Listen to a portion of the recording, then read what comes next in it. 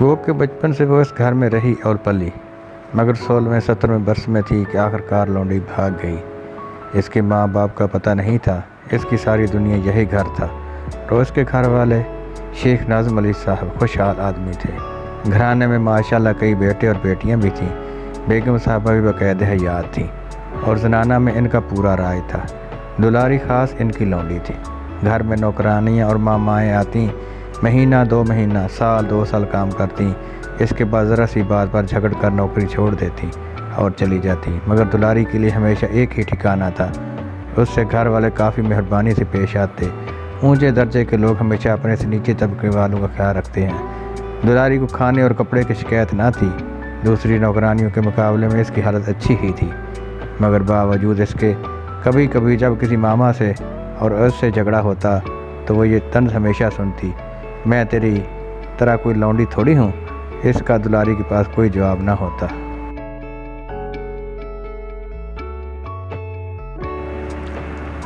उसका बचपन बेफिक्री में गुजरा।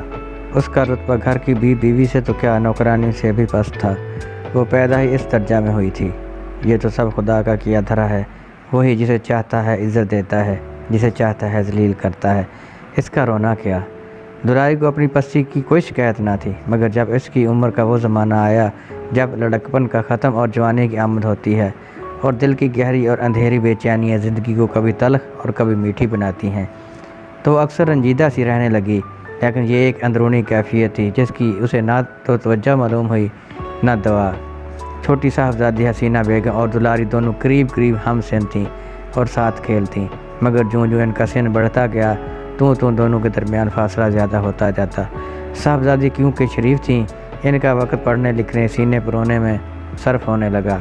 दुलारी कमरों की खाक साफ़ करती, झूठे बर्तन धोती, गढ़ों में पानी भरती। वो खूबसूरत थी, कुशादा चेहरा, लंबे लंबे हाथ पैर, भरा जिस्म, मगर आम तौर से उसके कपड़े मैले कुचाले होते और वो उसके बदन से बू आती।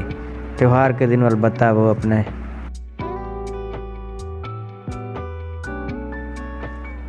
रखाऊ कपड़े निकाल कर पहनती और श्रृंगार करती, या अगर कभी शाज़ नाज़र उसे बेगम साहबा या साहबजादियों के साथ कहीं जाना होता तब भी उसे साफ़ कपड़े पहनना होते।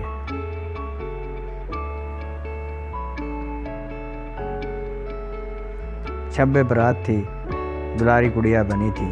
जनाने के सहन में आतिशबाजी छूट रही थी। सब घर वाले नौकर चाकर खड़े तमाशा देखते। बच्चे गुल मचा रहे थे।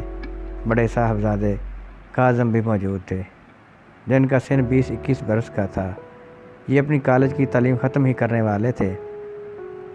बेगम साहबा उन्हें बहुत चाहती थी, मगर ये हमेशा घर वालों से बेजार रहते और उन्हें तंग ख्याल और जाहिल समझते।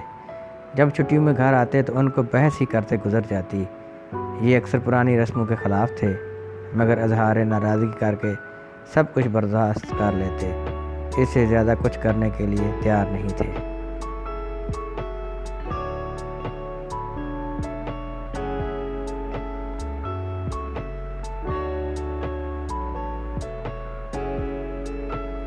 इन्हें प्यास लगी और उन्होंने अपनी माँ के कंधे पर सर रख कर कहा, अम्मी जान प्यास लगी है।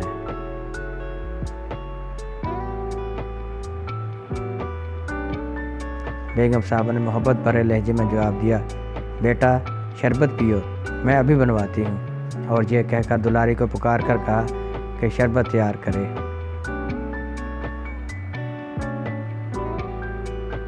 काज़म बोले, जी नहीं अम्मी जान, उसे तमाशा देखने दीजिए, मैं खुद अंदर जाकर पानी पी लूँगा। मगर दुलारी हुक्म मिलते ही अंदर की तरफ चल दी थी।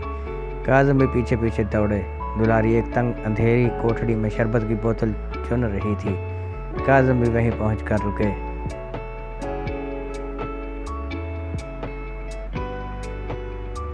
दुलारी ने मुड़कर पूछा, आपके लिए कौन सा शरबत तैयार करूं?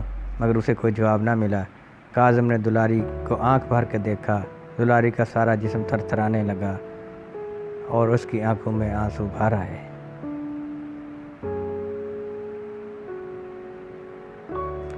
उसने एक बोतल उठा ली और दरवाजे की तरफ बढ़ी। काज़म ने बढ़कर इसके हाथ से बोतल लेकर अलग रख दी और उसे गले से लगा लिया। लड़की ने आंखें बंद कर लीं और अपने तन मन को इसकी गोद में दे दिया।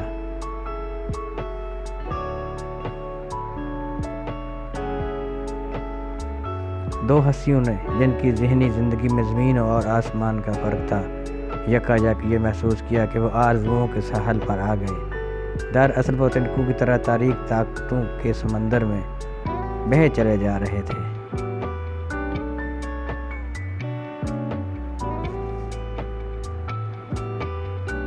एक साल गुजर गया। काज़म की शादी ठहरी गई। शादी के दिन आ गए। 4-5 दिन में घर में दुल्हन आ जाएगी। घर में मेहमानों का हजूम है, एक जश्न है, काम की कसरत है। दुलारी एक दिन रात को गायब हो गई। बहुत छानबीन हुई, पुलिस को इतला दी गई, मगर कहीं पता ना चला। एक नौकर पर सबका शुबा था। लोग कहते थे कि इसी की मदद से दुलारी भागी और वही उसे छिपाए हुए है।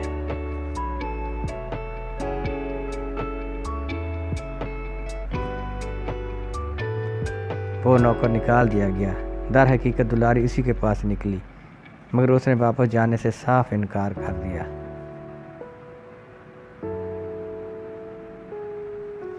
तीन 4 महीने बाद शेख नाज़म अली साहब के एक बुढ़े नौकर ने दुलारी को शहर के गरीब रंडियों के मोहल्ले में देखा। बुढ़ा बेचारा बचपन से दुलारी को जानता था। उसके पास गया और घंटों तक दुलारी को समझाया कि वापस चले। वो राज़ी हो गई। बुढ़ा समझता था कि उसे इनाम मिलेगा और ये लड़की मुसीबत से बचेगी।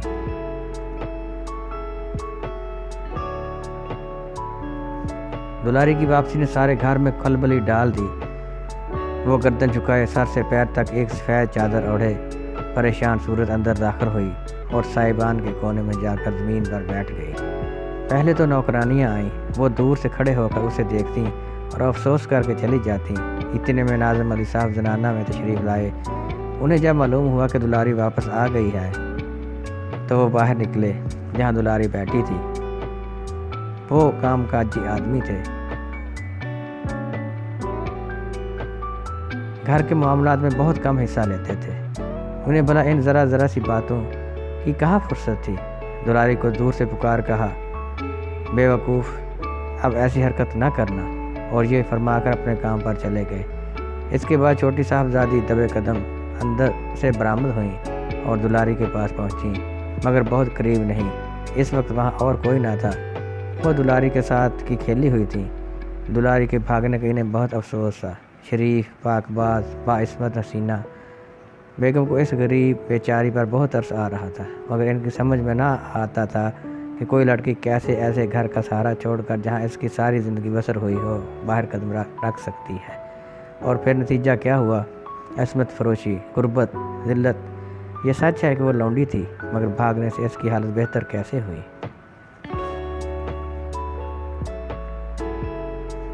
दुलारी गर्दन झुकाए बैठी थी। हसीना बेगम ने ख्याल किया कि वो अपने किए पर परेशान है। इसके घर से भागना जिसमें पली एहसान फरामोशी थी, मगर उसकी उसे काफ़ी सज़ा मिल गई। खुदा भी गुनाहगारों को बख्श देता है।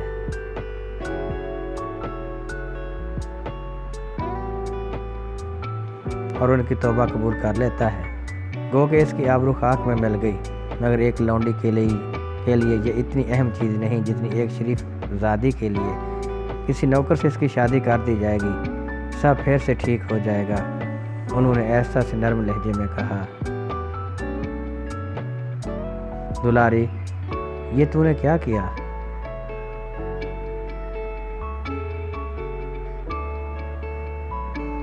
दुलारी ने गर्दन उठाई, डबडबाई आंखों से एक लम्हा के लिए उसे बचपन की हमजोली को देखा और फिर इसी तरह से सर झुका लिया। हसीना बेगम वापस जा रही थी कि खुद बेगम साहबा आ गईं। इनके चेहरे पर फातिहाना मुस्कुराहट थी।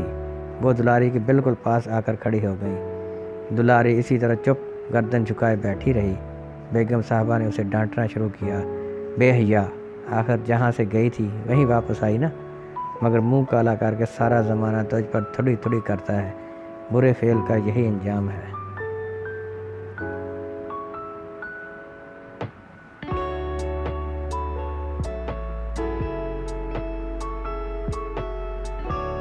मगर बावजूद इन सब बातों के बेगम साहबा इसके लौट आने से खुश थी। जब से दुलारी भागी थी, घर का काम इतनी अच्छी तरह नहीं होता था।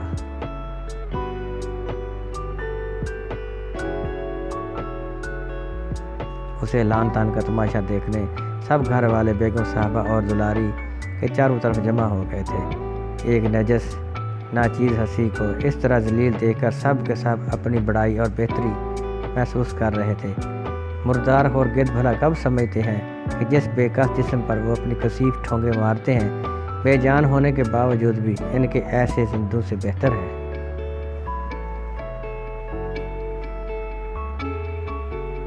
यक्काचक बगल के कमरे से काज़िम अपनी खूबसूरत दुल्हन के साथ निकले और अपनी माँ की तरफ बढ़े। उन्होंने दुलारी पर नज़र नहीं डाली, इनके चेहरे से गुस्सा नुमाया था।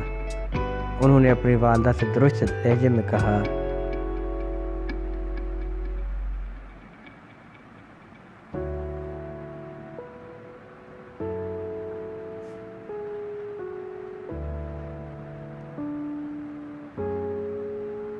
अम्मी, खुदा के लिए इस बात नसीब को अकेली छोड़ दीजिए।